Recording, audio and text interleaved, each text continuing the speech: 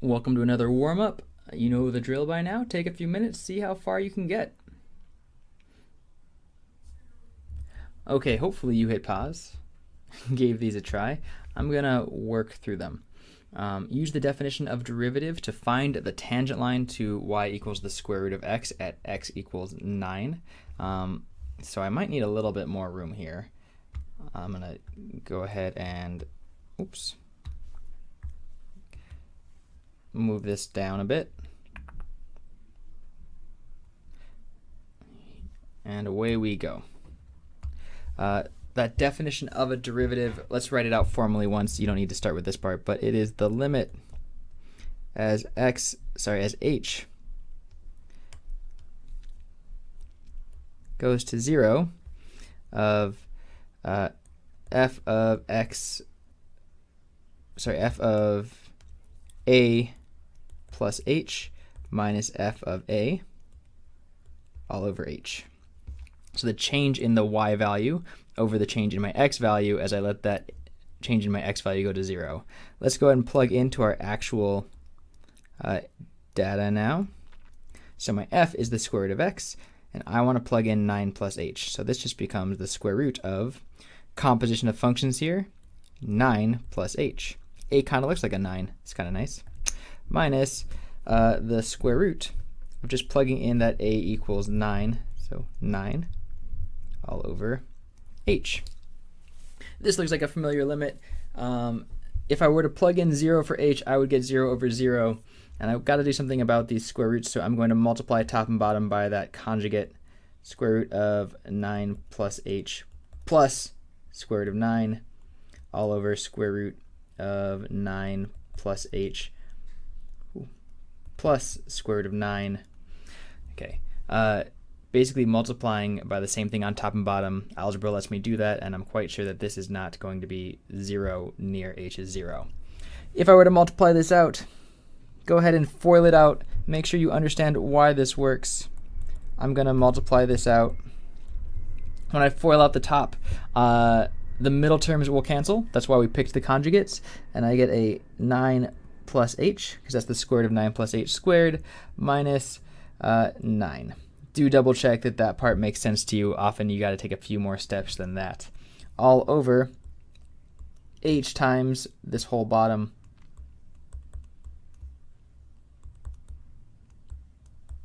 in parentheses. Okay, this is beautiful. Those 9s are going to cancel.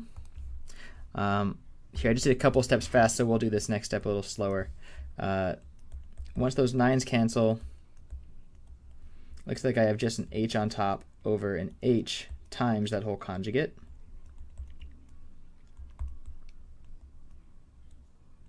Notice that it's h times everything on top, h times everything on bottom. That lets me cancel those. What am I left with? Just a 1 on top. So those h's go away.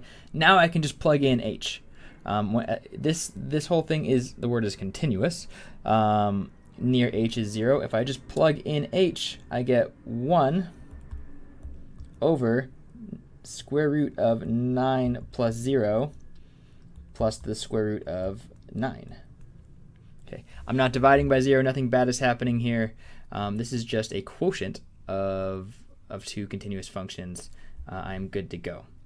So this ends up being 1 over, looks like 2 root 9. Yes, you could rationalize that denominator by multiplying top and bottom by square root of 9, but I'm going to say this is pretty good right there. Great. In the lesson coming up, we'll learn how to do that for all values of x at the same time, which will make this much, much easier. Okay, next up, same thing, but for the absolute value of x. This is a trick question. Let's go ahead and see why this is a trick question by doing it longhand. So if I were to take the limit as h goes to 0, we're taking this derivative at 0. Okay, let's see if we can simplify this. Well, this just becomes the limit as h goes to 0 of absolute value of h minus the absolute value of 0 is just 0, so we can leave that out, all over h. Now here's a question. What is this thing? Absolute value of h over h. Boy, that looks a lot like the absolute value of x over x. I feel like we've seen that before. That's because we have. Let's sketch this thing real quick just for the h's. You might remember this looks like a 1 when I'm positive and a negative 1 when I'm negative, right? Because when it's positive, absolute value of h is just h. This looks like a 1. When it's negative, absolute value of h is negative h, so this divides to be negative 1. You could ask yourself, what is the limit at 0? Oh, that limit at 0 does not exist. Okay, does not exist. So that derivative doesn't exist. It doesn't have one. Let's just remind you really quick about how to do this a bit more formally. I could then say the limit from the left and the right.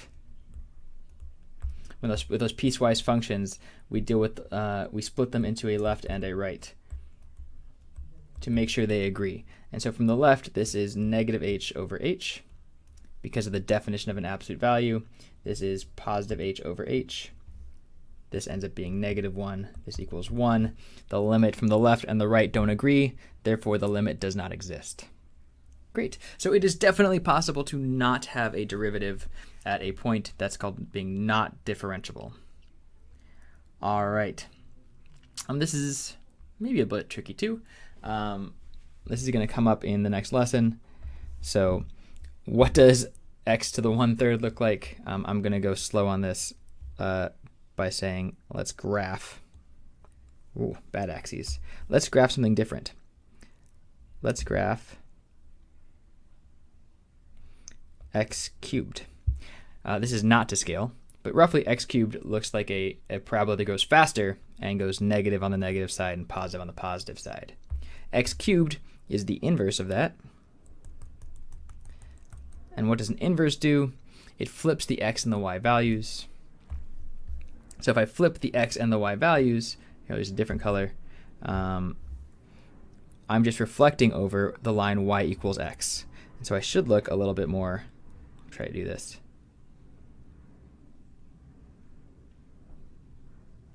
Something like that. Oops. Okay. So something, sorry. Okay. Now the point here is that that tangent line here is actually totally vertical. It should be if I drew it right.